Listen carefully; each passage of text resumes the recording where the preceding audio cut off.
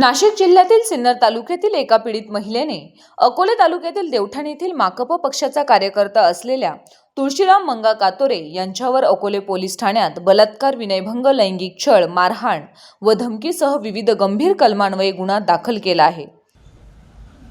आत्ताच पुढारी कोणते गत्तात असू दे नाही तर कंचे एखाद्या पेंडीतला असू द्या, खुर्चीसाठी आणि राजकारणासाठी हातमिळवणी करत आणि माझे महिलेवर अन्याय होत, त्यांच्या घरी जाऊन मटणा खात, लाजा वाटाय पाहिजे रे। समाज चाललाय कुणीकडे, समाजात चाललं घेऊन कुणीकडे। पीडित महिलेवर अकोले शहरातील गुरुकृपा लॉजवर नेऊन बलात्कार करण्यात आला असल्याची माहिती पोलिसांनी दिली। या घटनेने अकोले तालुक्यात मोठी खळबळ उडाली आहे। अकोले पोलीस ठाण्यात आज 19 ऑगस्ट 2026 रोजी दुपारी 2:20 या प्रकरणी गुन्हा दाखल करण्यात आला।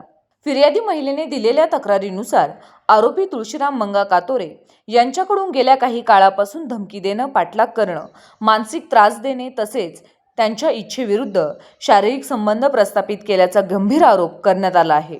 माझे समाजावर जर अन्याय होत आहे ना, आम्ही घरात बसणार नाही। घरात घुसून माजलेले बैलाला बडवून गोट्याला आहे ना हळद लावताना हळद लावणार नाही, त्याची गोट्याला मिरची पावडर लाव हरामखोराची, माधुरीपणा चालून देणार नाही।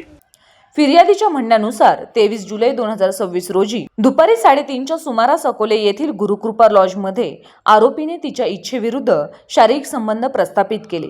या घटनेबाबत कोणाकडेही तक्रार केल्यास गंभीर परिणाम भोगावे लागतील अशी धमकी आरोपीने दिल्याचा आरोपही त्या तक्रारीत दाखल करण्यात आला आहे। आरोपी कातोरे याने पीडितेशी जवळीक साधण्याचा प्रयत्न केला तसेच शारीरिक संबंध ठेवल्यास नकार दिल्यास तिच्या पतीला व मुलाला मारहाण करण्याची धमकी दिली।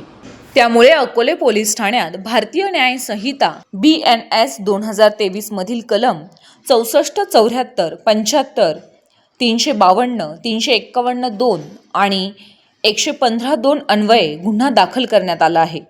या प्रकरणातील आरोपी तुळशीराम कातोरे हा सह्याद्री आदिवासी ठाकर समाजाचा अकोले तालुका अध्यक्ष आहे।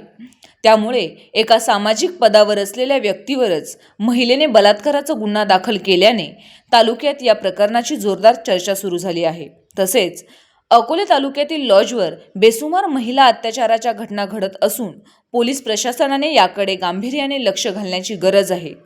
समाजासाठी कोण लढवतो, समाजाचा खरा कर्णधार कोण आहे, समाजावर अन्याय झाल्यानंतर कोण उतरत पाहिलं रस्त्यावर, गुन्हा दाखल होत व्हाया तर आपण घरी चला आणि नस होत आपण येत बसून राहिलं पाहिजे, बरोबर आहे नाही? कारण आज ते महिला झालंय, उद्या आपल्या घरात होईल, उद्या शेजारी होईल। हा, इतकी काही जर दंडकशाही होईल, इतकी जर काही हुकुमशाही जर होईल, हा, तर उद्या तुमच्या घरात येऊन तुम्हाला कापून टाकतील तरी आपण ग बसायचंय का?